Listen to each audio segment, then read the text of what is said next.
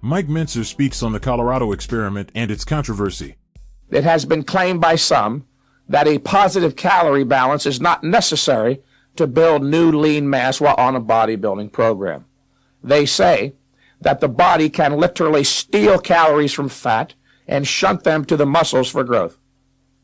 In fact, this is exactly what Arthur Jones alleged occurred when Casey Viator gained 62 pounds of lean muscle mass during the 1-month Colorado experiment described in my heavy-duty book number 1.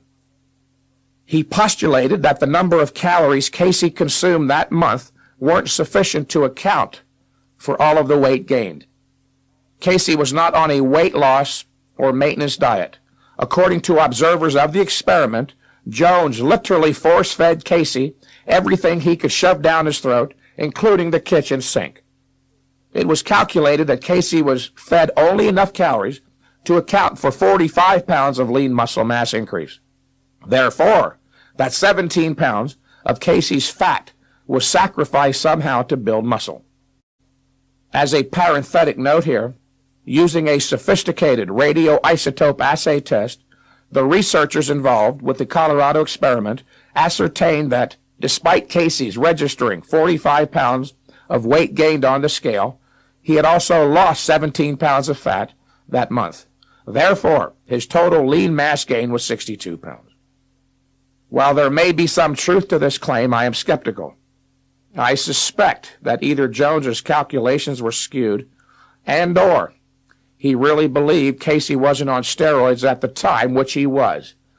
Steroids are extremely potent chemical agents which dramatically alter the body's biochemistry in many ways, 2 of them being that protein synthesis and glycogen water storage inside the muscle are greatly enhanced.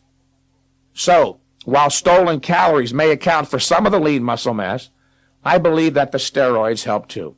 The Colorado experiment was unique in that it involved a very intense, high-volume training program, which was based on the principles of high-intensity training.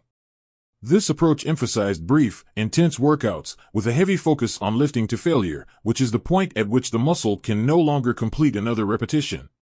Jones believed that by pushing the body to its limits, he could stimulate rapid gains in strength and muscle size.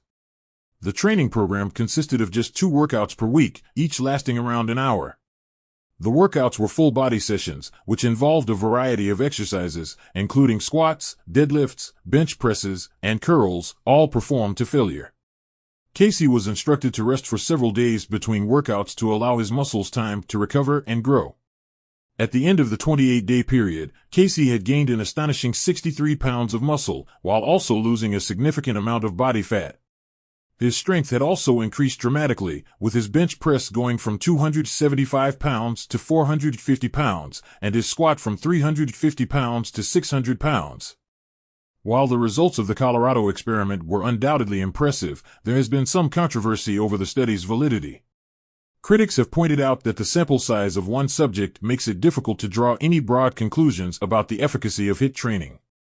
Furthermore, some have argued that Casey's results were likely due to a combination of his genetics, previous training history, and the use of anabolic steroids, which were common in the bodybuilding community at the time. Despite these criticisms, the Colorado experiment remains a fascinating case study in the world of strength training and bodybuilding. It raised important questions about the optimal training methods for achieving rapid gains in muscle size and strength, and it inspired many people to experiment with HIIT training in their own workouts.